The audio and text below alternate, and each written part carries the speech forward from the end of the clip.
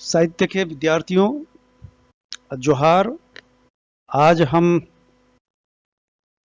उपन्यास मताई, डॉक्टर सुनीता गोगरा का उपन्यास है, इस पर हम परिचर्चा करेंगे। उपन्यास की मूल्यांकन विश्लेषण करने से पूर्व यह उपन्यास कारा का परिचय हम ले लें। डॉक्टर सुनीता गोगरा, आप गांव पाल देवल से फला घोगरा डूंगरपुर से संबंधित है। आपके नाम के पीछे जो घोघरा लगा हुआ है, ये आपके फला से संबंधित है। आपने समाजशास्त्र में एमए किया और 2008 से अध्यापिका के बतौर अध्यापन करवा रही हैं। आप कई कार्यक्रमों में सक्रिय रही है। डाइट जिला स्तरीय रिसर्च कार्य, नेशनल एजुकेशन पॉलिसी पाठ्यक्रम, मातृभाषा निर्माण और अखबारों में लेख आदि लिख करके लेखन कर्म भी करती है। आपका इस उपन्यास के आना और लेखन कार्य के कारण आप राजस्थान साहित्य अकादमी की इस समय उपाध्यक्ष हैं। मताई उपन्यास, जैसा कि आप मुख पृष्ठ पर देख रहे हैं, इसको देखते ही पाठक को कई तरह से अनुभूति होती है कि यह निश्चित तौर पर शिल्पगत मांडना, जो अक्सर महिलाएं अपने घरों में, कच्चे घरों में लीपना पोतना करके खड़ी से जो मांडना किया करती है, वह इस उपन्यास के मुखपृष्ठ से अभिभूत हुआ जा सकता है। आप उपन्यास में भी कुछ इसी तरह से देख सकते हैं। यहां पात्र मनुष्य ही नहीं, जानवर भी दिखाई देंगे, और वो पात्र जो चिड़िया बनकर के उड़ जाते हैं, शेर बनकर के हमारे सामने नमूदर होते हैं। पुरखे भी आपको उपन्यास में पात्र के रूप में जो गुजर चुके हैं, आपकी परंपराओं में बराबर दिखाई देते हैं। इस तरह से कहा जा सकता है कि पुरखों की रोचक किस्से इस उपन्यास में आपको पढ़ने को मिलते हैं। कथानक मूलतः जंगल दर जंगल, जंगल से शुरू होता है, जंगल में चलता है और जंगल पर ही अंत होता है। जंगल होगा तो निश्चित तौर पर शिकार और शिकारियों के दांव पेच यहां देखे जा सकते हैं। कह सकते हैं कि आदमी कब आदमी के रूप में आता है और कब जानवर के रूप में तब्दील हो जाता है, और वह आदमी जानवरों की भाषा बोल करके जानवरों के सामने एक पात्र के रूप में जब हमें हमारे सामने बतियाता हुआ नजर आता है, तब हमें यकायक इस वर्ष एक उपन्यास जिसे बुकर पुरस्कार मिला, रेत समाधि, उससे भी हम इस उपन्यास की तुलना कर सकेंगे। उपन्यास में प्रकृति से आबद्ध आदिवासियों का पात्रों के रूप में, चरित्र के रूप में, जब वो पाठक उपन्यास की शुरुआत करता है, तब वो अपने आप को शिकारियों के सामने जंगल के बीचों बीच पाता है। आगे बढ़ते हैं तो पता चलता है कि किसी एक पाल के युवा शिकार कर रहे हैं। हम ये कह सकते हैं संक्षेप में, प्रकृति, पुरखे और आदिवासियों का संगम इस उपन्यास में हमें देखने को मिलता है। एक तरह से कह सकते हैं संक्षेप में कि पूर्वजों की गाथा है। आदिवासी, जैसा कि आप देख पा रहे हैं, कि शिकार पर अपना भरण पोषण कर पाते हैं। यहां एक उद्देश्य विशेष से शिकार कर रहे हैं। जैसा कि उपन्यास का शीर्षक है मताई, यानी वो माता की पूजा करने के लिए, शिकार करने के लिए युवतियां जंगल में हमें दिखाई देती है। और वो शुरू से कह देती है कि ये जो शिकार होगा, जो पहला शिकार करेगा युवकों में से या युवतियों में से, उसी को ही मताई की पूजा करने का अवसर मिलने वाला है। आगे चल करके हम देखते हैं कि एक बुजुर्ग पात्र काका की जुबानी शेर की कहानी और वानर और शेर कथा भी यहाँ उपन्यास में हमें पाठक देख सकते हैं।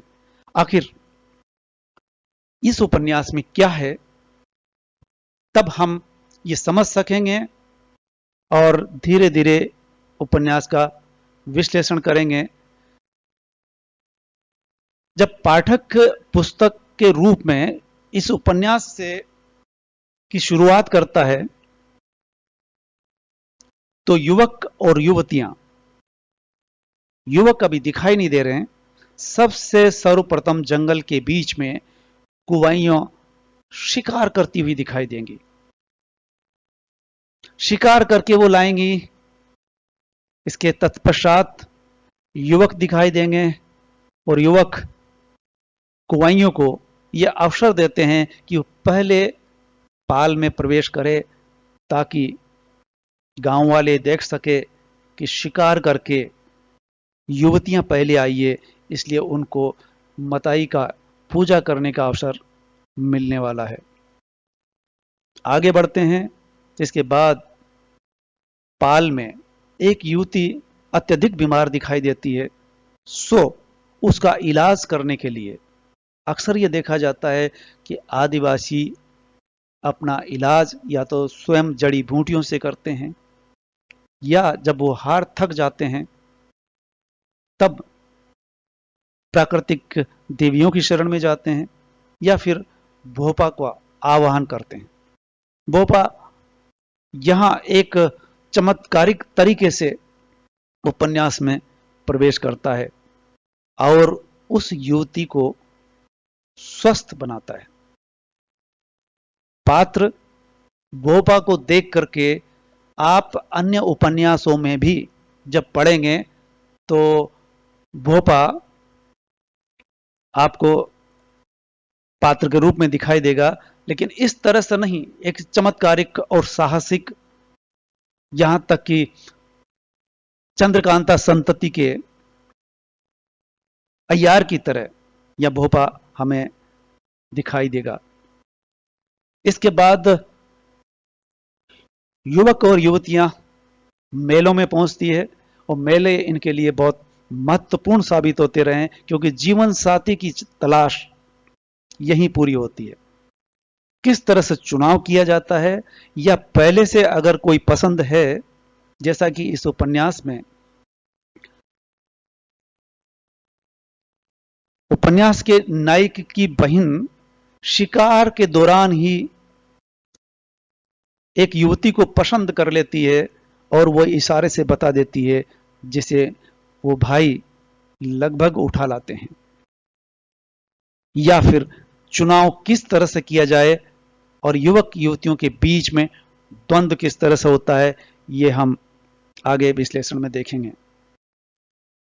द्वंद्व इस अर्थ में कि अगर युवक को युवती पसंद नहीं है, तब वो एक नाराजगी भरा व्यवहार करता है और एक बड़ी सी चुनौती देता है अपनी होने वाली पत्नी को कि वो मणि लेकर के आए। इस उपन्यास में ये शिकार के बाद जंगल दर जंगल में जाने का एक ऐसा अवसर, जिसमें चुनौतियां हैं और जंगल भयावह जंगल का ऐसा चित्रण किया गया है कि पाठक दांतों तले उंगली दबाने के लिए मजबूर हो जाता है। तो मणि लाने की चुनौती यहां पात्र के रूप में दिखाई देती है।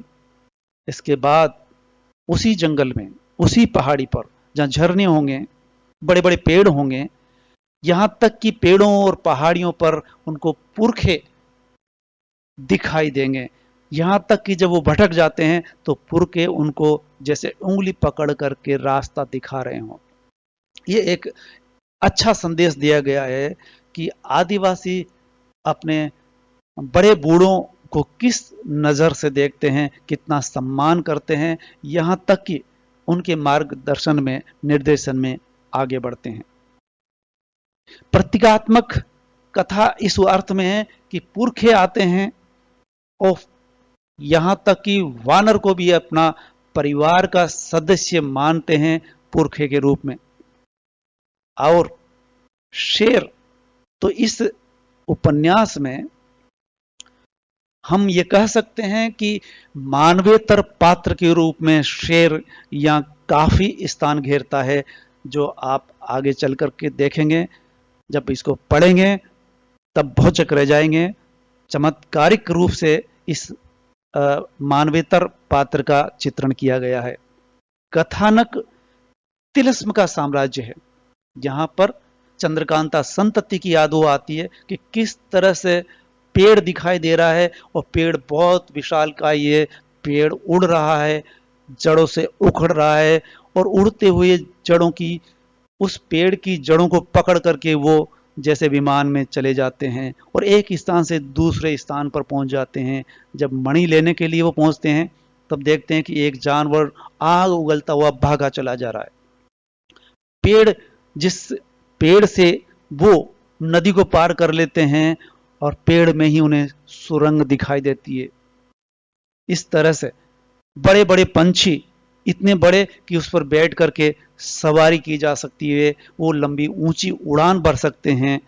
और पुल जिससे उन्हें पार करना है उस नदी को, वो पुल इतना जर्जर अवस्था में है कि कभी भी गिर सकता है। और ये होता है कि पार करते करते वो जड़ पुल भरभरा करके गिर पड़ता है। वो पीछे मुड़ के देखते हैं तो बाल बाल बचते हैं। नदी या तालाब से जब गुजर रहे थे तो उन्हें विशालकाय मछली के मुंह में अपने आप को जाते जाते बचाते हैं। किस तरह से बचते हैं? जहां उस जंगल में हर समय आजू बाजू में जैसे मौत मुंह बाएं खड़ी हो, रहस्य और डर का साम्राज्य फैला हुआ है। यहां आदमी कब जानवर बन जाए और जानवर बन करके जानवरों की भाषा में बोलने लगे, इस तरह से हम बात कर सकते हैं कि भोपा भी किस तरह से चमत्कारिक रूप से उपन्यास की शुरुआत में प्रवेश करता हुआ दिखाई देता है। हम कह सकते हैं कि इस उपन्यास में भीलों के पुरखों की गाथाओं का एक पिटारा है, जिसमें से एक के बाद एक जानवर, पंछी और मनुष्य इस रूप में दिखाई देते हैं।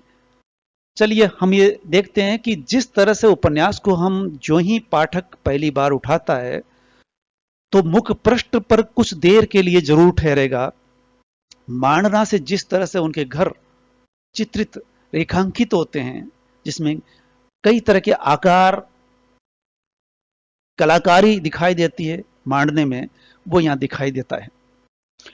रहस्यमयी गाथाएं, शिकार और मेले में आप उत्साह देखेंगे कि युवा किस तरह से अपन शुरू में अपना जीवन की जो शुरुआत करते हैं और युवा होने के बाद जीवन साथी की तलाश भी इन मेलों में ही संपन्न की जाती है। इसके बाद तो उन्हें जंगल मिलता है, पहाड़ दिखाई देते हैं, पहाड़ों से ही इनको खोजबीन करनी होती है। लेकिन जंगल और पहाड़ और नदियां, इन तीनों का अंत संबंध आदिवासियों से घनिष्ठ रहा है। और इस एक रहस्यमयी उपन्यास को पढ़ते हुए आप अंततः अन्य उपन्यासों से तुलना करते हुए पाएंगे। यहां तक कि एक सवाल अक्सर उठता है कि यह ऐसा पहला उपन्यास है राजस्थान का जो जिस समुदाय की बात कर रहा है, जिसको चित्रित कर रहा है, उस समुदाय में पली बड़ी लेखिका है। इस अर्थ में हम कह सकते हैं कि जिस तरह से दलित विमर्श जब हिंदी साहित्य में सामने आता है, हिंदी पट्टी में दलित लेखक आत्मकथाओं के रूप में सामने आते हैं और अपने खुद की खुद को पात्र के रूप में ढाल करके अपनी आत्मकथाएं, जीवन चरित्र, अपने साथ हुआ शोषण दमन का उल्लेख करते हैं, तो एक साहित्यिक ऐसी विधा जो आजकल हर विश्वविद्यालय के पाठ्यक्रमों में शामिल की जा रही है। हम यहां बात कर सकते हैं कि आदिवासी जनजीवन पर, उसी समुदाय से ये लेखिका कुछ ऐसे रहस्य, कुछ ऐसी खास बातें जो दबी छुपी रह जाती है, बाहर से जो लेखक चंद दिन या महीनों रह करके उनके बारे में कुछ नोट्स लेकर के अक्सर इस तरह की रचनाएं लिख देता है, उससे एक दलित विमर्श की तरह ये उपन्यास हमें एक अवसर देता है कि इसको हम अलग ही संवेदना के तहत पाठ करना चाहिए। प्रकृति यहां कई रूपों में दिखाई देती है। ये कहें कि प्रकृति भी प्राकृतिक रूप में दिखाई देगी। जंगल में जब गौवाइयां शिकार करने के लिए पहुंचती है, तब वो किसी पेड़ पर बैठ करके किस तरह से ठिकाना लगाती है और शिकार करते वक्त किन बातों का ध्यान रखा जाता है, इसको बारीकी से बताया गया है। जंगल बहुत आसान और सहज नहीं होता। हम अगर फिल्मों में देखें, किसी सीरियल में देखें या किसी उपन्यास में पढ़ना एक अलग बात है, लेकिन कोई व्यक्ति जब जंगल या पहाड़ से गुजरता है तो हर वक्त डर बराबर बना रहता है कि कब जानवर हमला कर दे या हम कब राह भटक जाएं।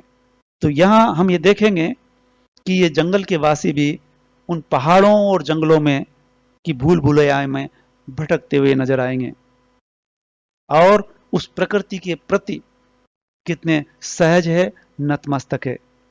यहां उपन्यास में एक नहीं, दो नहीं, 3-4 पीढ़ियों की कथाएं दिखाई देंगी और यहां तक ही नहीं, पूर्व प्रचलित दादा दादी और नाना नानियों से सुनी कहानियों को यहां जैसे लिपिबद्ध किया गया है, उनसे कानों सुनी एक बेजोड़ गाथा के रूप में हम यहां देख सकते हैं। इस उपन्यास का शीर्षक मताई क्यों रखा गया है, इस पर भी अगर हम कुछ देर के लिए बात करें तो बात समझ में आएगी कि उपन्यास का शीर्षक और भी कुछ हो सकता था। जिस तरह से यहाँ प्रकृति, पुरखे और आदिवासी चित्रित हुए हैं, इन तीनों से संबंधित भी शीर्षक बन सकता था। प्रकृति तो जिस तरह से पात्रों मय और पात्रों के साथ चरित्र का विकास भी जिस जंगल और जिस जंगल से गुजरते हुए जिसे जंगल साकार हो रहा हो, पुरखे जो हर वक्त उनके आसपास होते हैं, जंगल में भटक गए तो पुरखे राह दिखा रहे हैं या पुरखे एक तरह से परंपरा बना रहे हैं या पुरखे हमें अपना अनुभव बता रहे हैं। और ये बहुत अच्छी बात है कि 21वीं सदी के युवा नहीं समझ पाते कि वृद्धों की भी अहमियत होती है।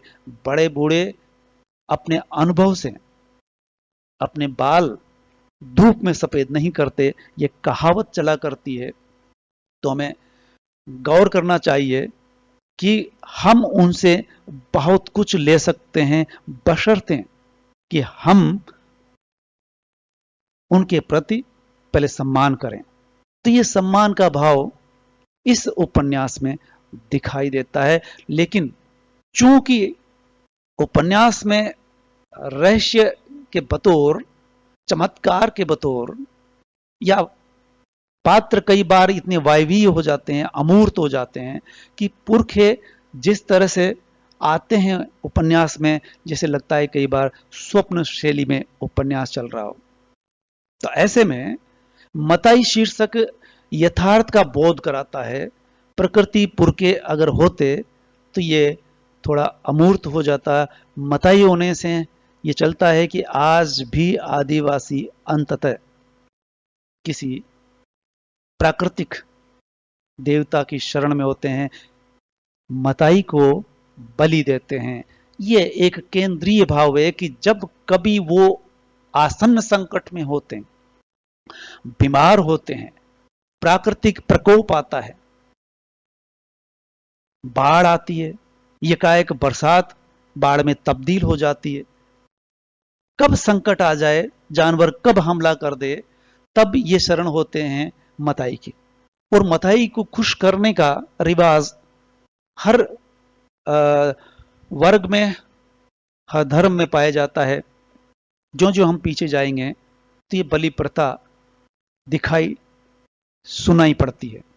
लेकिन यह अच्छी बात यह है कि बलि जो मनुष्य की दी जाती रही होगी कभी, वो अब पशु की दी जाने लगती है, और उपन्यास का अंत पशु बलि से होता है। कथा का आरंभ व अंत दोनों ही मताई से होता है, क्योंकि जब हम उपन्यास की शुरुआत करते हैं तो युवतियों को शिकार करते हुए मताई के लिए, और जब शिकार करते करते दूसरे क्षेत्र में शिकारी चले जाता है तो दूसरे क्षेत्र के शिकारी उनको पकड़ लेते हैं, और इस तरह से दूसरे क्षेत्र का उसे दंड देता है। उनसे छूटने का क्या तरीका हो सकता है, तो ये भी यहां उपन्यास में हम देखते हैं कि दूसरी छोटी बलि सुअर की जो की थी उसे दे करके, और दूसरा ये कह करके कि ये बलि मताई के लिए बलि दी जाने वाली है। तो इस सम्मान को देखते हुए वो शिकारी भी कहता है कि ठीक है, ये मताई के लिए तो इसको नहीं रोकेंगे, लेकिन चूंकि आपने हमारे क्षेत्र में अनधिकार प्रवेश किया है, इसके लिए दंड तो देना ही होगा। तब सोमी, जो उपन्यास की एक तरह से नायिका भी है, वह उसे छोटी शिकार दे करके अपने बड़े शिकार को बचा लेती है। बलि जो ही नाम आता है तो यकायक पाठक को ही लगता है कि पता नहीं कब किसकी बलि दे दी जाए, और ये डर यहां भी बना रहता है कि बलि जब पता चलता है कि बलि मनुष्यों की भी दी जाती है, और यहां एक रहस्य के रूप में युवक युवतियां अपनी मर्जी से साथी चुनती है, और एक युवक युवती ने पसंद कर लिया, दूल्हे के रूप में वो अपने पाल में आता है, उसका पूरा सम्मान किया जाता है, और उस वक्त तक भी ये नहीं बताया जाता है कि इस दूल्हे की बलि चढ़ने वाली है। लेकिन कुछ सहेलियां उससे जब जाकर के खबर देती है, तब वो रात में एक प्लान बनाता है। वो प्लान ये बनता है जिसका खुलासा भी उपन्यास के अंत में होता है, और यहीं से पता चलता है कि मताई अब उस जगह पर नहीं रही, और मताई को अब वो बलि भी नहीं दी जाएगी जो मनुष्य की दी जाती, बल्कि उसकी जगह पशुओं की बलि दी जाने वाली है। इस तरह से मताई शीर्षक उपयुक्त बन पड़ा है। कुवाइयों के दूल्हे की बलि चढ़ाना ये एक बहस का विषय हो सकता है कि किस तरह से ये परंपरा चली होगी। ये खतरनाक परंपरा है, यहां तक कि जिस युवती को हम पाल पोष करके बड़ा करते हैं, उसके लिए दूल्हा पसंद करते हैं, और उस दूल्हे की ही बलि दे दी जाएगी, तो ऐसे में उस कुंवाई का क्या होगा? या उस कुंवाई को विधवा समझा जाएगा, या उसको किस नजरिए से देखा जाएगा? इस तरह के बहुत सारे सवाल पाठकों के मन में उठेंगे। लेकिन यह उपन्यास है, चूंकि हम पाठक के रूप में आगे बढ़ जाते हैं। लेकिन हमें एक अच्छी बात यह लगी कि बलि अब चूंकि उपन्यास के अंत तक जाते जाते पाठक को यह मैसेज मिल जाता है कि बलि अब पशुओं तक सीमित कर दी गई है। ये एक प्राचीन अवधारणा थी, एक अंध आस्था थी, और इस तरह की बहुत सारी अंध आस्थाएं हर वर्ग में पाई जाती है, जिससे हम आज तक भी आबद्ध है और कईयों से अभी भी मुक्त नहीं हो पा रहे हैं। पाखंड कर्मकांड हर वर्ग करता है, जिसे हम उच्च तबका कहते हैं, वो पाखंडों से कर्मकांडों से आबद्ध है। यहाँ तो इतना ही था कि वो मानव बलि दे रहे थे, और ये हो सकता है कि कथा को एक रोचक और रहस्यमय संघर्षपूर्ण बनाने के लिए एक कथा में इस पात्र को बुना गया हो। लेकिन जब वही दूल्हा एक साहसी कदम उठाता है और उसके द्वारा उस पहाड़ी पर जहां बलि दी जानी है मताई के सामने, उसी मताई को उठा करके पहाड़ी से ढकेल देता है, और जहां जाकर के वो मताई रुकती है, ठहरती है, वहीं अब पशुओं की बलि दी जाना आरंभ कर देते हैं। इस तरह से हम कह सकते हैं कि शीर्षक का महत्व है, यानी एक एक शब्द का शीर्षक यहां हमें बड़ा रोचक लगता है। और इस उपन्यास की अगर हम तुलना करेंगे कई अन्य उपन्यासों से, तो सामने बुकर पुरस्कार गीतांजलि श्री का रेत समाधि, ये एक रोचक विषय होने वाला है इस वीडियो का, कि मैं क्यों कर एक चर्चित उपन्यास, प्रतिष्ठित उपन्यास, और जिसको अंतर्राष्ट्रीय पुरस्कार मिला है, उससे किन अर्थों में तुलना कर सकूंगा। इसके लिए पाठक श्रोता इंतजार करें अंत तक। इससे पहले उपन्यास पारंपरिक आदिवासी उपन्यासों से बिल्कुल अलग है। हालांकि हर आदिवासी जीवन पर लिखे जाने वाले उपन्यासों में एक जैसी स्थिति होती है, घटनाएं होती है, जंगल दिखाई देंगे, नदियां पहाड़ होंगे, और उनके कुछ खास रीति रिवाज, शादी संबंध, संबंध विच्छेद, महिला मुख्यधारा की महिला से ज्यादा स्वच्छंद, आजाद और स्वतंत्र दिखाई देती है। आदिवासी पात्रों के नाम और उनकी दैनंदिन दैनिक क्रियाकलाप, गतिविधियां कुछ लगभग एक जैसी दिखाई देगी, लेकिन यहां फैंटेसी और कल्पना और तिलिस्म का ऐसा संगम किया है कि यह उपन्यास कई अर्थ में चंद्रकांता संतति से तुलनीय हो जाता है। हम ग्लोबल गांव के देवता और जंगली फूल से भी इसकी तुलना कुछ हद तक करेंगे। चंद्रकांता संतति से हर हिंदी साहित्य का पाठक अच्छी तरह से वाकिफ है। खासकर कोई 2 दशक पूर्व ये सीरियल के रूप में दूरदर्शन पर जब प्रसारित हुआ था, तो ठीक वैसे ही जैसे रामायण रामानंद सागर के द्वारा निरूपित सीरियल जब पाठकों ने देखा, कुछ वैसे ही चर्चित उससे पूर्व चंद्रकांता संतति हो जाता है, जिसमें रहस्य और रोमांच का एक सैलाब आता है।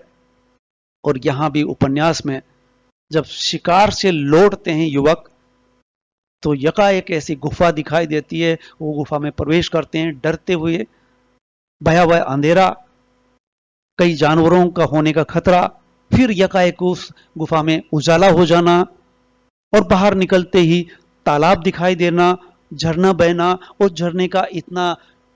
झरने के पास पहुंचते ही ठंडी ठंडी हवा, खुशबूदार हवा, और उस झरने का पानी पी करके उनको एहसास होता है कि जैसे जिंदगी में पहली बार ऐसा मीठा पानी मिला हो।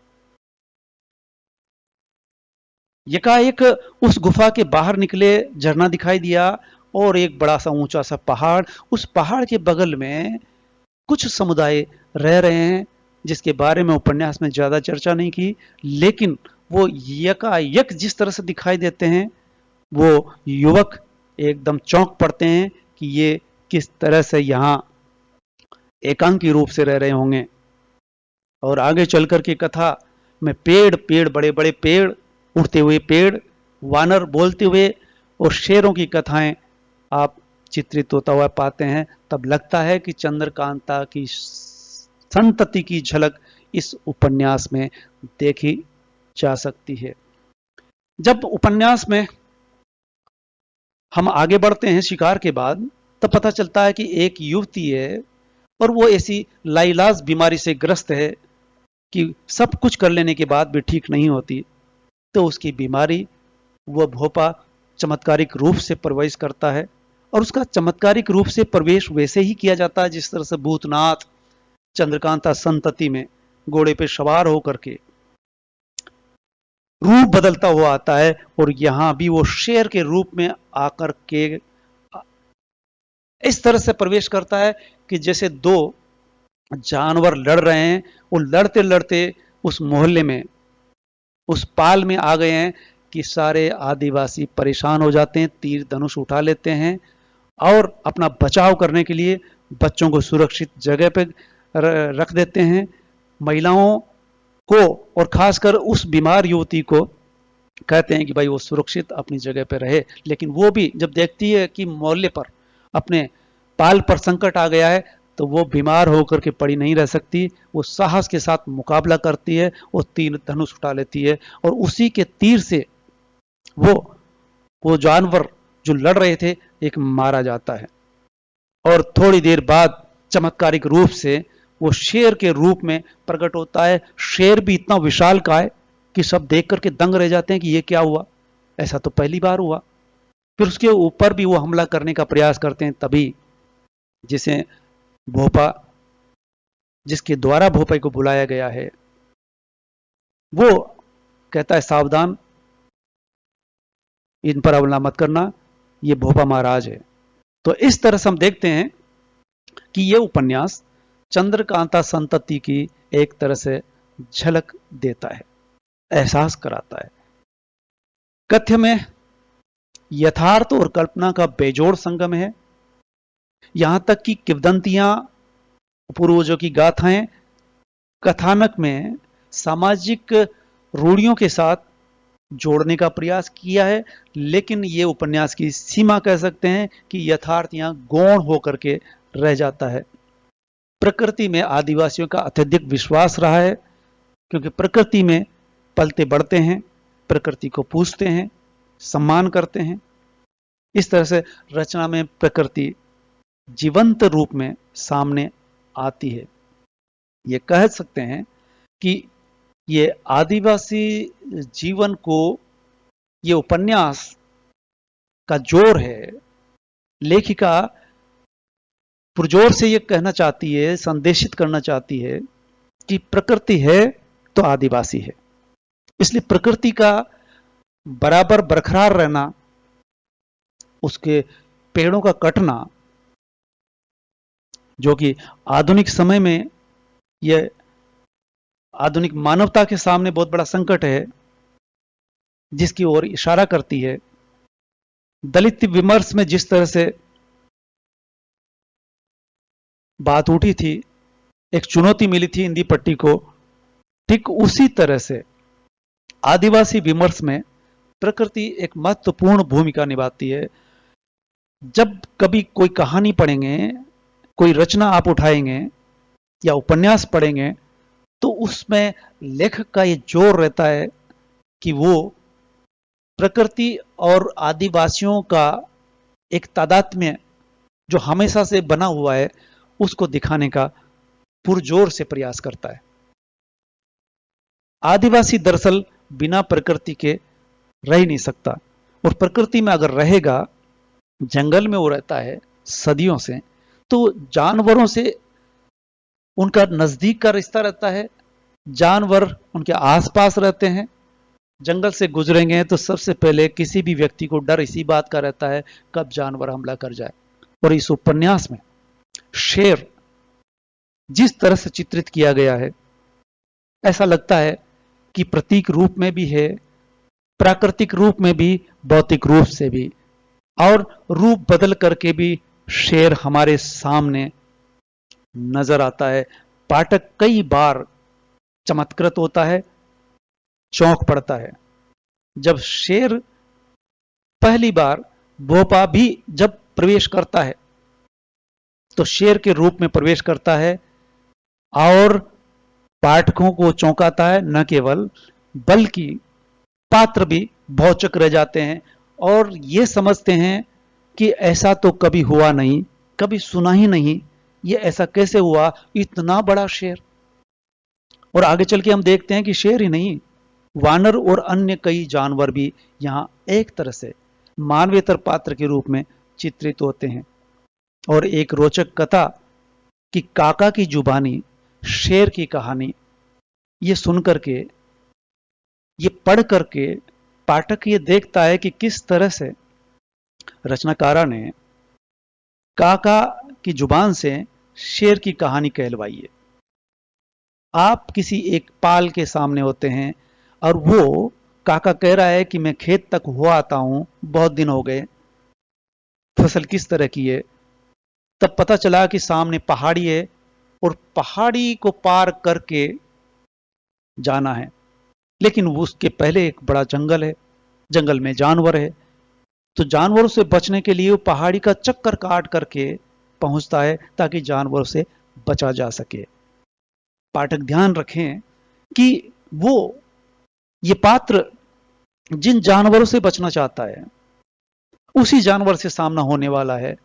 कि वो खेत को देखता है तो पता चलता है कि उसका खेत तो पूरा रौंद डाला, रात में जानवर आए और फसल लगभग चौपट हो गई है और फसल को बचाने के लिए अब उसका वहां रहना, रात दिन वहां रहना बराबर जरूरी है। तब पता चलता है कि वो रात यहीं गुजारने वाला है अपनी फसल को बचाने के लिए। तो एक बड़ा सा पेड़ देखता है, पेड़ का चुनाव करता है और पेड़ के ऊपर जाकर के ठिकाना लगा लेता है। उस दिन का जो खाना लाया था वो रख लेता है और रात में जब सो रहा होता है तभी पता चलता है कि कुछ हड़बड़ाहट हुई, कुछ आवाज आई। तो देखता है कि नीचे एक जानवर चला आ रहा है और जब उसे पता चला कि उसके पेड़ के नीचे बाघ आकर के बैठ गया है, शेर आकर के बैठ गया है, तब वही नहीं है बल्कि पाठक भी एक तरह से भयभीत सा हो जाता है। अब आप देखेंगे कि शेर काका की तरफ लगातार याचना की मुद्रा में है। इस बात का पता कुछ ठहर करके लगता है। पाठक जब आगे बढ़ता है तो देखता है कि शेर भी बेचैन है, काका डरा हुआ है, लेकिन शेर दरअसल बार बार पंजा ऊंचा कर रहा है, उसकी तरफ उठा रहा है। तो काका सोचने पर मजबूर होता है कि इसके पंजे में कुछ है। शेर परेशान है, शेर के कांटा लगा है और कांटा चुभ गया है, इसको चला नहीं जा रहा, ये मदद मांग रहा है। तो काका डरते हुए धीरे धीरे नीचे उतरता है, नीचे उतर करके उसके कांटे को निकालता है। इस दौरान पाठक पहली बार ही सोचता है कि शेर के कांटा लगे कोई आदमी कांटा निकाले, ये एक बहुत बड़े साहस की बात है। लेकिन काका डर के मारे बड़बड़ाता जाता है, कुछ बोल रहा है, बोलते बोलते बता रहा है कि महाराज आप हमला कर सकते हैं, मेरा शिकार कर सकते हैं, लेकिन चूंकि अब आप हमारी शरण में हो और घायल हो, इस घाव पर मरम पट्टी वो करता है, जड़ी बूटियां लगाता है और कई दिन इस तरह से गुजर जाते हैं। तो पता चलता है कि उधर उसकी घरवाली को याद आती है, वो भी देखने के लिए खोजबीन करती है और खोजते खोजते वो अपने खेत में पहुंचती है और वहीं शेर को देख करके वो वापस दौड़ पड़ती है और गांव जाकर के बताती है कि काका को तो शेर ने शिकार कर लिया है। अब पूरा गांव पूरे लवाजमे के साथ, तीर तमंचों के साथ खेत पर पहुंचता है। इतने में काका भी आ जाता है और काका कहता है कि भाई ऐसा है, आप परेशान मत हो, शेर ने शिकार मेरा नहीं किया है और शेर तो मेरा दोस्त हो गया है अब, और आप चिंता मत करो, आप चुपचाप रहो, आपको हमला करने की जरूरत नहीं है, शेर इस तरह का नहीं है। इसी दौरान पाठक ये देखता है कि काका के गांव वाले ये समझ जाते हैं कि काका पर लगता है किसी का साया है भूत का, और ये उल जुलूल बोल रहा है शेर भी कभी आदमी का दोस्त हो सकता है, वो तो शिकार करेगा, शिकारी है, अन्य जानवरों का शिकार करता है, आदमी का शिकार करता है, उसका बस लगेगा तो शिकार कर लेगा। इसलिए ये आदमखोर शेर, इसका हम यहीं तिया पांचा कर देते हैं। लेकिन उसके कहने से, बार बार बरजने से गांव वाले वापस लौटते हैं। और इस तरह से हम देखते हैं कि कहानी में रोचकता उस वक्त आती है जब पाठक ये देखता है कि वो शेर जैसे एहसान दिखा रहा है। उसने देखा कि इस काका ने उसके घाव को ठीक किया है, सो उसके लिए शिकार करके उस पेड़ के नीचे ला करके रख देता है। इस तरह से पता चलता है कि शेर यहां आदमी का भी दोस्त हो सकता है। और आगे कहानी यह कहती है कि शेर फिर पुनः जंगल में दिखाई देता है। शेर न केवल भोपा के रूप में बल्कि पुरखों के रूप में भी शेर दिखाई देता है। और शेर पुरखे के रूप में दिखता है तब ये सारे के सारे युवक व युवतियां प्रणाम करते हैं। हम कह सकते हैं कि शेर का बार बार दिखना इस कहानी की मांग सी हो जाती है। दूसरा इसी तरह का पात्र यहां दिखाई देता है जानवरों में वानर। जानवरों से आदिवासियों का बहुत ही घनिष्ठ संबंध रहा है। यहां हम देखते हैं कि शेर से संबंध रहा, फिर भोपा के रूप में वो आता है। अब यहां देखेंगे कि वानर दरअसल इसको भी पुरखे के रूप में चित्रित किया गया है। भोपा जब युवती के इलाज के लिए आया था तो वो उसके इलाज में भी ये देखता है कि इस युवती के हाथों कुछ अनहोनी हुई है। और इस कथा के माध्यम से पाठक ये जान करके हैरान और चमत्कृत होता है कि किस तरह से आदिवासियों की परंपरा में ये जानवर कथाओं में स्थान पाते हैं और इनके पुरखे के रूप में सम्मानित होते हैं, पूजित होते हैं। बोपा कहता है कि इस युवती के हाथों कुछ अनहोनी हुई है। तब पता चलता है कि उस जो युवती बीमार है उसके हाथों एक वानर मारा जाता है। तो बोपा कहता है कि ठीक है, अब इसका इलाज उस वानर के द्वारा ही होगा। इसलिए पूरा कुनबा, पूरा समुदाय उस पहाड़ी पर चढ़ता है उस बीमार युवती को लेकर के। वानरों के बीच में बोपा पहुंचता है। तो वहां जो ही भोपा पहुंचेगा चारों तरफ से वानर आकर के जैसे उन पर हमलावर हो। भोपा कहता है शांत हो जाओ, ये गुस्से में है। ठीक वैसे ही एक संदेश देता है कि कोई भी जानवर नहीं चाहता कि उनके बीच में मनुष्य आए। ठीक यही बात लेखिका या कई लेखक संदेशित कर चुके हैं चित्रों, चरित्रों, पात्रों के रूप में कि आदिवासी नहीं चाहता कि बेवजह उनके बीच में बाहरी लोग आकर के दखल दें, उनके काम में अड़ंगा लगाए। और यही कारण है कि आदिवासी आज आक्रोशित है, शोषित है, आंदोलित है। तो उसके पीछे मूल कारण है कि दिखुओं का उनके बीच में बेवजह का जो प्रवेश हो रहा है। वही बात यहां भोपा के द्वारा कहलवाई है कि वानरों को मारना, जानवरों को मारना, ये हमारे परंपरा में नहीं आता। और गलती से भी अगर जानवर मर गया तो उसके लिए वो पश्चाताप करते हैं, जो यहां दिखाया जाता है कि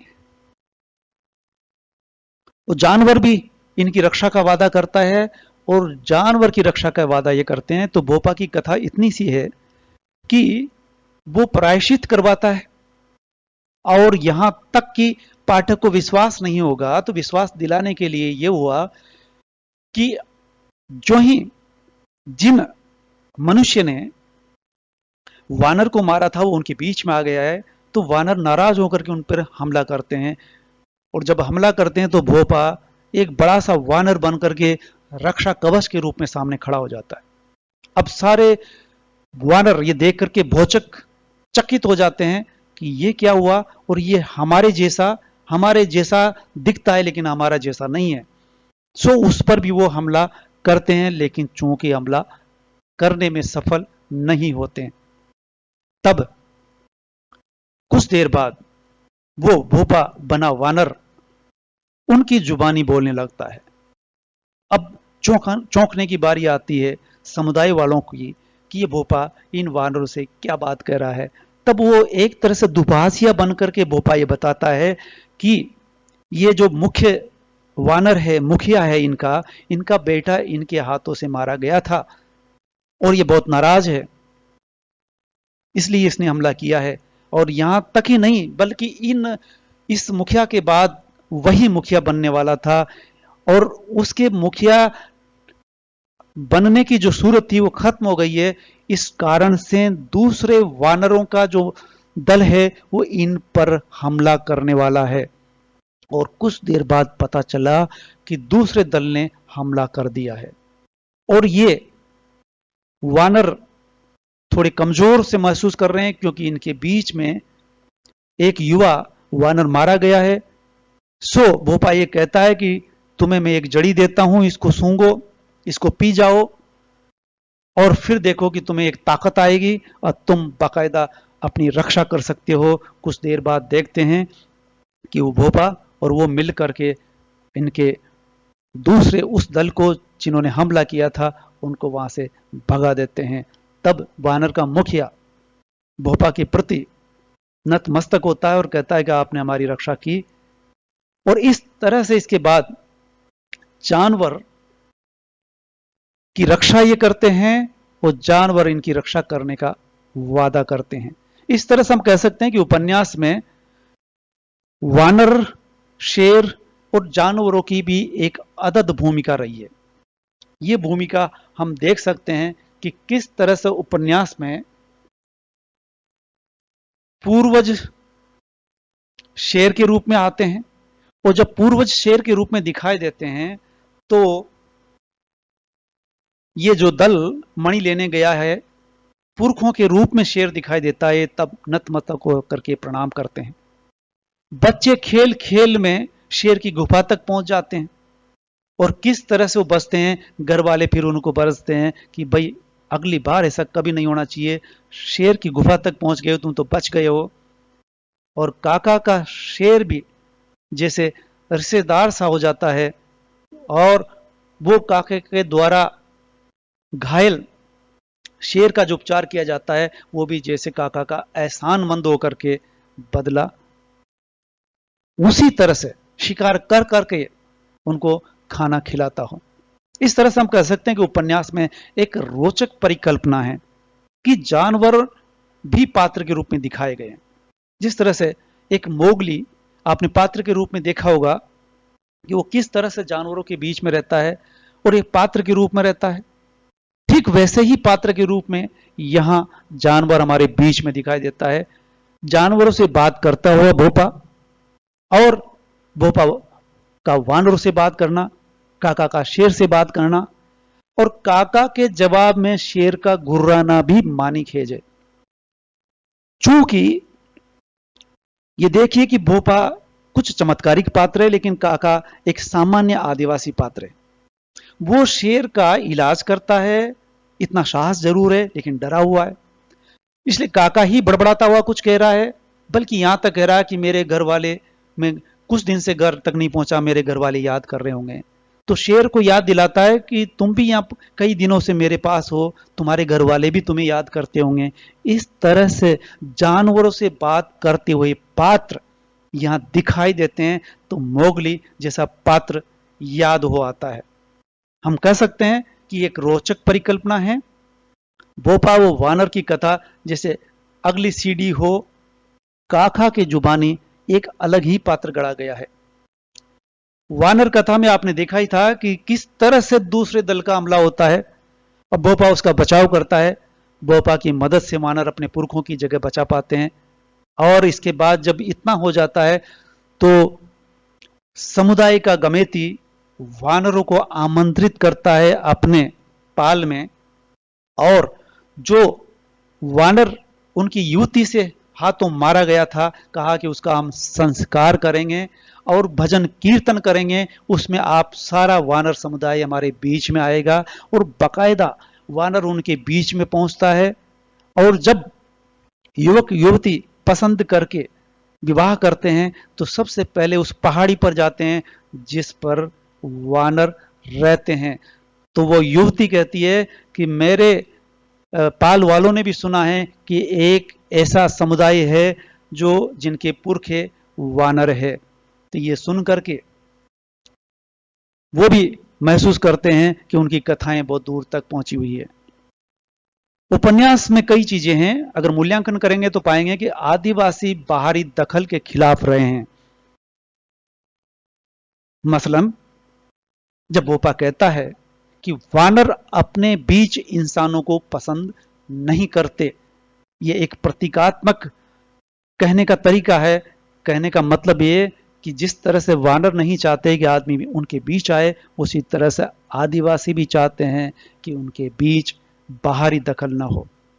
आदिवासी की चाहत रही है कि जंगल बरकरार रहने चाहिए। पहाड़ अपने प्राकृतिक रूप में तभी रह सकते हैं जब वो पेड़ों से आच्छादित तो हो, और ये तभी संभव है जब बाहरी लोगों की दखल कम से कम हो। चूंकि वर्तमान समस्या देश के सामने, विश्व के सामने है कि पेड़ कट रहे हैं, जंगल घट रहे हैं, और घटते हुए जंगल पर्यावरण को बिगाड़ रहे हैं। और ये मैसेज सीधा सीधा ये जाता है कि आदिवासियों को सुरक्षित रखने का तरीका यह कि बाहरी दखल न हो। विकास के नाम पर जंगलों का विनाश किया जा रहा है। ये उपन्यास बराबर ये संदेश देने में सफल रहा है। आदिवासियों की परंपरा में शिकार बहुत महत्वपूर्ण भूमिका निभाते हैं। तो मेले मेले में ये जिंदगी भर संघर्ष करते हैं। एक समय शिकार मिल जाए, खाना मिल जाए, इसके लिए एक एक जानवर के पीछे तीर लेकर के दौड़ते हैं। और सबसे पहले तो मताई के लिए वो शिकार से शुरुआत करते हैं, मताई को बलि दे करके। तो यहां हम देखते हैं कि एक पात्र महिला के रूप में सोमी दिखाई देता है। सोमी जो जब पहली बार शुरुआत होती है उपन्यास की, तो उसमें आदिवासियों को भी शिकार करते हुए दिखाया गया। ये उधर पूर्ति के लिए भी शिकार करते हैं, तो देवताओं को प्रसन्न करने के लिए भी। अगर शिकारी दूसरे क्षेत्र में चला जाता है तो दोनों दलों में मुठभेड़ होने की पूरी संभावना रहती है। चूंकि या इसलिए बच जाते हैं कि ये मताई के लिए शिकार कर रहे हैं, लेकिन फिर भी दंड तो देना ही पड़ता है। तो दंड देते वक्त वो एक छोटा शिकार इसलिए करती है कि ताकि बचाव कर सके, ऐसा कोई संकट आए तो। लेकिन जब दूसरी सहेली ये पूछ लेती है कि अपने हिस्से का जो शिकार था वो अटली को दे देती है, तो वो कहती है कि चिंता मत करो, ये मैंने दूर की कोड़ी मारी है, जिसको हमने शिकार दिया है वो भी हमारा शिकार हो जाने वाला है। ये कह सकते हैं कि प्रकृति से चोली दामन का साथ यहां आदिवासियों का रहा है, जो उल्लेखित है, निरूपित होता है। जानवर किस तरह से आते हैं? जानवर वो पंछी आदिवासियों से सजीवी है। प्रतिकारता प्रतीकार्थों में यहां जानवर बार बार आना रहस्य कथाओं का भी एक अर्थ यहां निकल के आता है कि पुरखे किस तरह से बार बार शेर के रूप में, परदादा दादी के रूप में चित्रित हुए हैं। प्रकृति व पुरखे हमेशा साथ यहां दिखाई देते हैं। और ये मैसेज देने में सफल रहा है कि विकास के नाम पर हम विनाश ही कर रहे हैं। इसलिए प्रकृति को तवज्जो ये उपन्यास जिस तरह से देता है कि प्रकृति से दूर होने की सजा पूरा विश्व भोगने वाला है, यहां इस उपन्यास में प्रकृति बिल्कुल सुरक्षित है। वो तभी सुरक्षित है जब आदिवासी उनके साथ तदाकार होकर के रहते हैं। इस तरह से कहते हैं कि प्रकृति यह गाथाओं के माध्यम से हमारे बीच में है। उपन्यास में हम आदिवासियत के दर्शन कर सकते हैं कि आदिवासी कभी भी ये नहीं चाहता कि जितनी जरूरत है उस जरूरत से ज्यादा उनके पास हो। और ये 2-3 बार ऐसा उदाहरण आया है कि जब सोमी शिकार कर चुकी होती है पाड़े का, तो दूसरा शिकार सुअर का क्यों किया, तो वो कहती है कि ये अब किस लिए किया। इससे पता चलता है कि हर पात्र ये सवाल उठा सकता है कि जरूरत थी उतना पूरा हो चुका। तो इस तरह से हम कह सकते हैं कि अपरिग्रह का पालन यहां आदिवासी हमेशा से करता आया है। इनकी आदिवासी सोच, संस्कार और जीवन दर्शन भी उजागर होता है। उपन्यास का मूल्यांकन हम स्त्री आधारित उपन्यास है इस अर्थ में भी कर सकते हैं, क्योंकि उपन्यास की शुरुआत में युवक नहीं, पुरुष नहीं, महिलाएं दिखाई देती है। और जब शिकार भी कर रहे हैं तो शिकारी के रूप में कुवाइयां दिखाई देती है। वे जंगल में है, विकट जंगल में। मेले में महिलाएं उपस्थिति दर्ज करती है। शिकारी दल के रूप में युवकों से पहले महिलाएं दिखाई देती है। यहां तक कि रचना का शीर्षक है वो भी स्त्रीलिंग वाचक है। यूं कह सकते हैं कि उपन्यास का अंत और शुरुआत दोनों ही मताई से होती है, यानी स्त्रीवाचक से होती है। और बाद में मध्य में बीमार युवती जो सजा पाने को आतुर है और उसको स्वस्थ भी भोपा करता है। तो क्या हम स्त्री प्रधान उपन्यास कह सकते हैं? तो ये एक मूल्यांकन का विषय हो सकता है कि यहां प्रमुख रूप से स्त्री चित्रित हुई है, लेकिन सजा देने वाला उनको अभी भी पुरुष ही है। सजा कौन दे रहा है? भोपा आकर के बताता है कि इसके हाथों एक जानवर मारा गया है। और गमेती कहता है कि बहुत गलत हुआ है। इस तरह से कह सकते हैं कि अभी भी सत्ता आदिवासी पुरुष वर्ग के पास है। स्त्री अंततः पुरुषोन्मुखी दिखाई देती है। इस तरह से क्या कह सकते हैं कि नायक रूप में पात्र चरित्र हुए हैं। पात्र का चरित्र हम देख सकते हैं तो पात्र के बतौर रामा ध्यान आकर्षित करता है। और महिलाओं में सोमी, अटली और बदी ऐसी पात्र है जो बराबर साहस के साथ अपनी भूमिका निभाती है। बदी ऐसी ही पात्र है। अटली का रामा के साथ संबंध होता है। सोमी अभी उस प्रक्रिया से गुजर रही है, लेकिन बदी दूसरे पाल की है और मेले में युवक को देख लेती है, रामा को, कावा को। तो उस मोहल्ले में उसका पीछा करते हुए जिस तरह से वो आती है, एक साहसिक पात्र के रूप में बदी का जिस तरह से चित्रण किया गया है। जबकि अटली अटली से पहले सोमी सोमी पहले स्थान पर होती है, अटली दूसरे स्थान पर दिखाई देती है। लेकिन बदी यकायक उपन्यास के मध्य के बाद प्रमुख भूमिका में आ जाती है। यहां तक कि युवक युवती संबंध में जो द्वंद्व होता है वो कावा और बदी के बीच में जो जिस तरह से चित्रित किया गया है वो सराहनीय है और उपन्यास को आगे बढ़ाता है। और प्रेमा काका का साहस, दूसरा बदी का। तो स्त्री के बतौर अगर इस उपन्यास को देखते हैं तो पता चलता है कि कुछ शब्द ऐसे आते हैं जो अटकते हैं, खटकते हैं। मेला जब भी होगा तो युवक युवतियां एक दूसरे को पसंद करेंगे। युवक को अगर युवती पसंद आ गई तो उसको उठा लिया जाएगा या भगा करके ले आया जाएगा। ये उठाना शब्द में ये निहित है कि पुरुष जैसे हमलावर है और हमला महिलाओं पर होता है, महिलाएं भगाई जाती है। इस तरह से यहां ये कुछ शब्द है जो सामंती समाज के पुरुषवाचक शब्द है। अटली हालांकि अटली को जब जब अटली पहली बार उस गांव में आती है तो उसे बहुत अटपटा लगता है।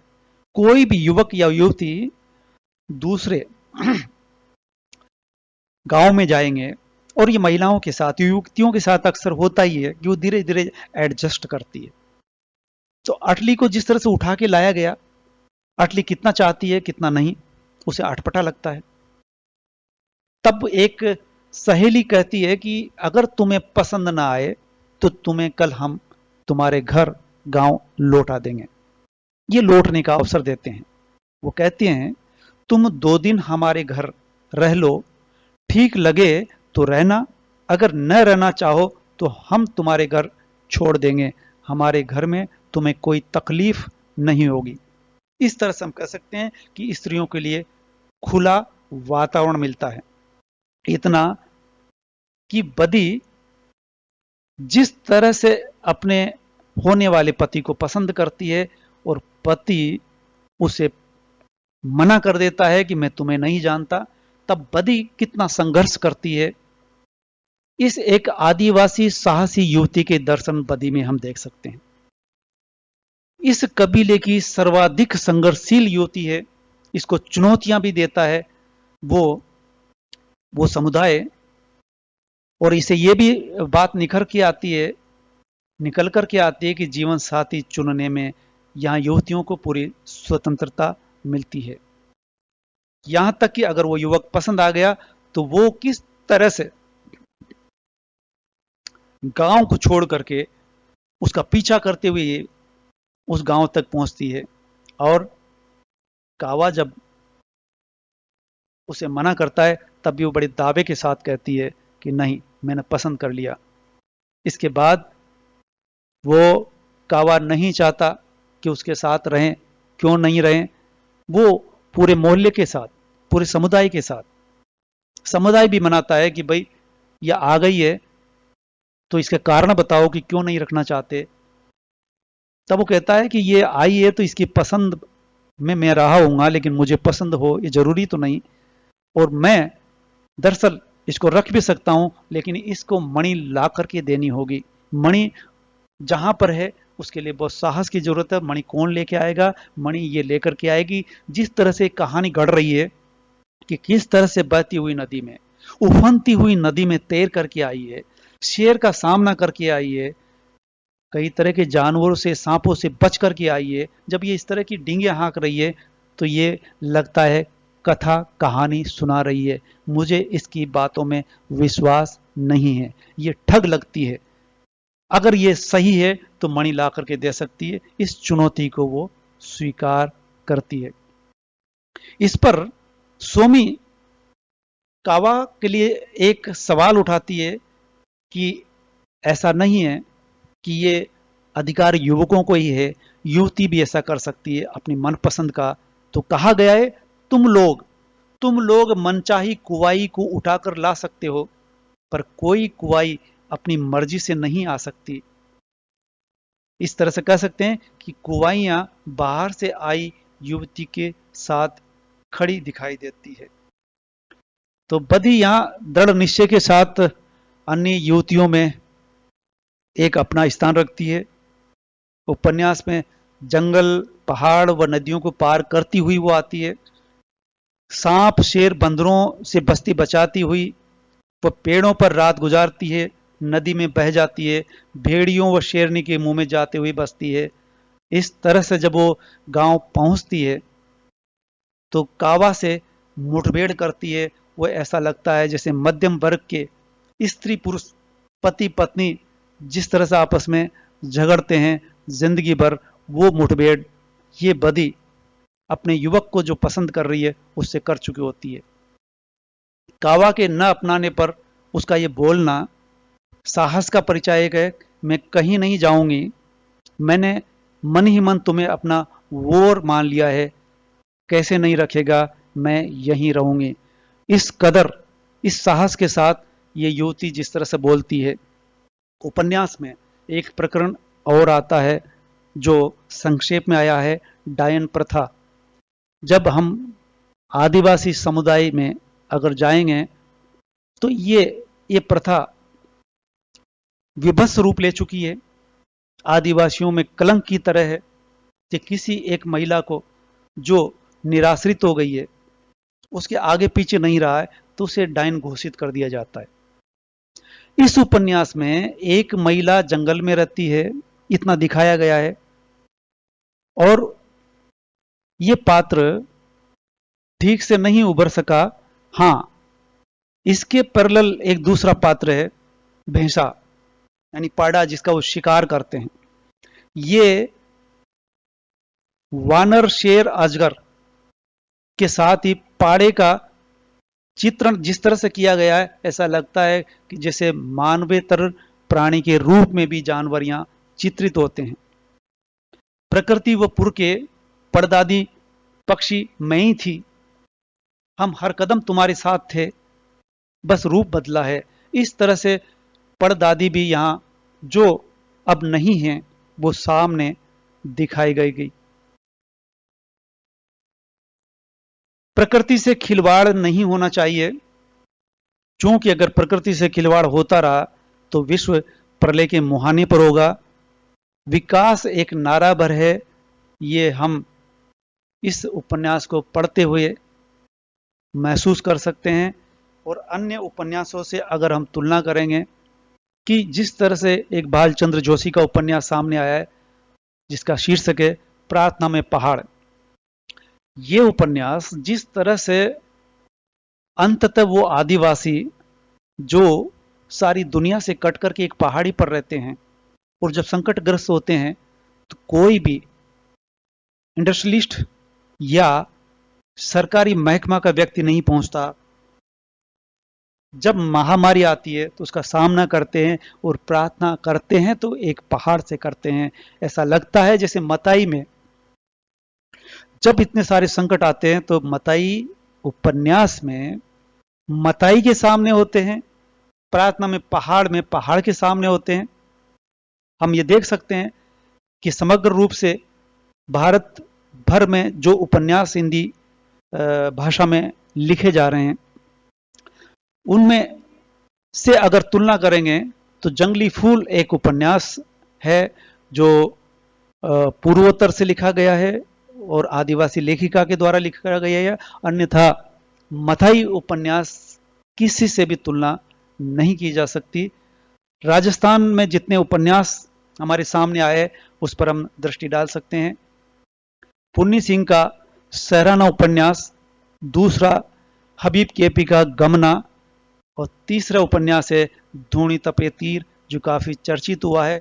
इसके अलावा भी कुछ सप्रयास उपन्यास जो लिखे गए हैं, राजेंद्र मोहन भटनागर का मगरी मानगढ़ गोविंद गिरी, जो उसी तर्ज पर है जिस तरह से धूणी तपे तीर है। क्या इन उपन्यासों से तुलना संभव है? तो पता चलेगा कि गमना गरासियों के जीवन पर लिखा गया उपन्यास है, तो सहराना शहरियों के सामाजिक जीवन, गरीबी और सामाजिक स्थिति पर आधारित उपन्यास है। गमना गरासियों पर है। लेकिन जिस शैली में और जिस तरह का कथानक है इसका, उस तरह से अगर इसकी तुलना संभव है तो जंगली फूल जो जोराम यालाम का उपन्यास है, जोराम यालाम और घोगरा दोनों ही आदिवासी समुदाय पर लिखने वाली ऐसी लेखिका है जो अपने ही समुदाय पर लिख रही है और ऐसे पात्र को गढ़ रही है, नाना नानी से सुनी हुई कथा को बयां करती है। और तो जोराम यालाम का जो पात्र नायक दिखाई दे रहा है, आप यहां देख सकते हैं कि यह भी एक वीर योद्धा है और इसी तरह से साहसिक यात्रा करता है। ये दूसरी बात है कि मताई में समूह के रूप में यात्रा की जा रही है, यहां ये एक अकेला नायक, ये कह सकते हैं कि वो नायक घोगरा में नायिका भी हो सकती है, नायक भी हो सकते हैं, लेकिन जोराम यालाम की यहाँ नायिका नहीं, वह नायक ही है। और एकमात्र जो यहाँ दिखाई दे रहा है आदि मानव की तरह, वो एक नायक के रूप में दिखाई देता है। दोनों उपन्यासों में डाइन पात्र आती हैं, दोनों की वैचारिकी और स्वदेशिता में अंतर है। जंगली फूल में जब डायन दिखाई देती है तो उसकी वो कुछ संवाद बोलती है। यहाँ गोगरा के उपन्यास में डायन एक सामान्य पात्र के रूप में है। वो क्यों करके जंगल में रह रही है, अकेली रह रही है, इसका बात का यहाँ ज़्यादा विस्तार नहीं है, लेकिन ये विस्तार से जंगली फूल में दिखाई देता है। वो कहती है, डायन जब उस उपन्यास का नायक उससे मिलता है, मैं जिंदा रहने के काबिल नहीं हूं, जिंदा रहना मौत से भयानक है। इतनी घोर निराशा में वो डायन घोषित कर दी गई पात्र जिसका इलाज वो नायक करता है। इस तरह से हम कह सकते हैं कि ये उपन्यास बड़ा ही रोचक है और पठनीय है। अंत में बहुत कुछ कहा जा सकता है उपन्यास को लेकर के, लेकिन अब हम यही समापन करते हैं। आपसे उम्मीद करते हैं कि इसको सुनेंगे और सुन करके टिप्पणी जरूर करेंगे। आगे संभव हुआ तो मैं उसका जवाब देने का प्रयास अगले एपिसोड में करने का प्रयास करूंगा। इसे लाइक करें और आगे अवश्य बढ़ाएं। धन्यवाद।